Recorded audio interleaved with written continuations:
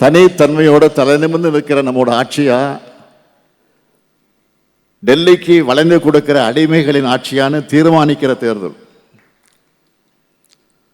தமிழ்நாட்டோட சுயமரியாதையும் தனித்தன்மையும் காப்பாற்ற போகிற தேர்தல். தமிழ்நாட்டை அழிக்க இன எதிரிகளும் தமிழ் துரோகிகளும் நேரடியாக மறைமுகமாக வராங்க. இவங்களை வீழ்த்தி நம்முடைய மண், மொழி, மானத்தை நாம் காக்கணும். அதுக்காகத்தான் திமுக கூட்டணி அனைத்து தொகுதிகளையும் கைப்பற்றணும் தொடர்ந்து நான் சொல்லிக்கிட்டு இருக்கிறேன்.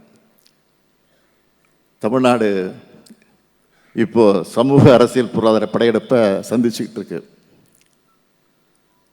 தமிழ்நாட்டுக்கு எல்லா வகையிலும் அநீதி இழைக்கப்படுது. இந்தியின் பேரால, சமஸ்கிருதத்தின் பேரால, ஜிஎஸ்டியின் பேரால, புதிய கல்விக் கொள்கையின் பேரால, நீட் தேர்வால், சட்டங்களால், உத்தரவுகளால், ஆளுநரால் என தொல்லை மேல் தொல்லை கொடுத்துக்கிட்டு இருக்கிறாங்க.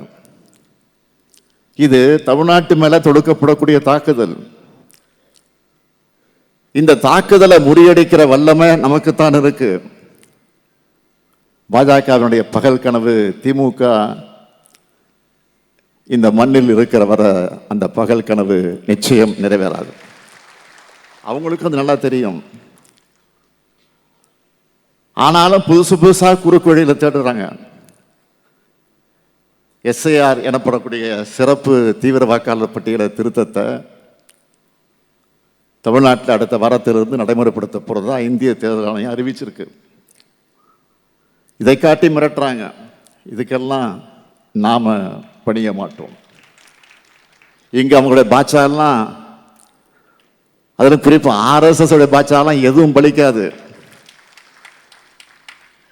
சட்டமன்ற தேர்தலை எதிர்கொள்கிற பீகார் மாநிலத்தில் ஏறத்தாழ 65 லட்சத்துக்கு அதிகமான மக்களுடைய வாக்குரிமையை இதே சிறப்பு தீவிர வாக்காளர் பட்டியல் திருத்தத்தின் மூலம் தேர்தல் ஆணையம் பறிச்சிருக்கு. இதை தொடக்கத்திலே நாம கண்டிச்சோம். தமிழ்நாட்டிலையும் அதே குறுக்கு வழியை பயன்படுத்த ஒன்றிய பாஜக அரசு தனது கைப்பாவையா தேர்தல் ஆணையத்தை பயன்படுத்த முயற்சி செய்துன்னு அப்பவே சொன்னேன்.